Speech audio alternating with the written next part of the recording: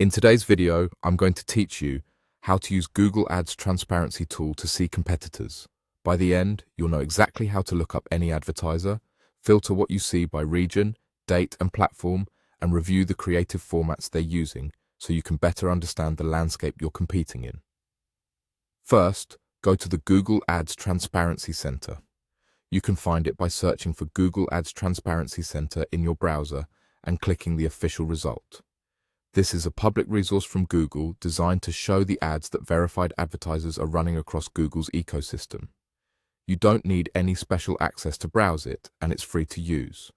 Once you're there, start by entering the name of a competitor in the search bar.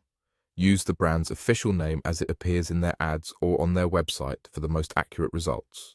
If you're not seeing what you expect, try a slightly different spelling, include or remove suffixes like inc, a, or lutid, or search for the parent company if the brand is part of a larger group.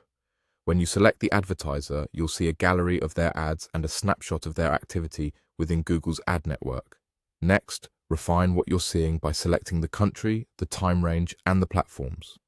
The country filter narrows results to ads served to people in a specific location, which is helpful if your market is regional or if a brand runs different campaigns in different places. The time filter lets you look at ads from a recent window or a broader historical period, so you can spot launches, seasonal pushes, or consistent evergreen messaging. The platform filter shows you where those ads ran across Google's properties, such as search, YouTube, or the display network.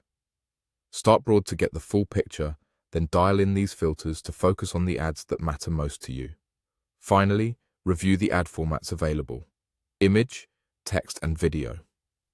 Image ads will show you visual creatives and layouts,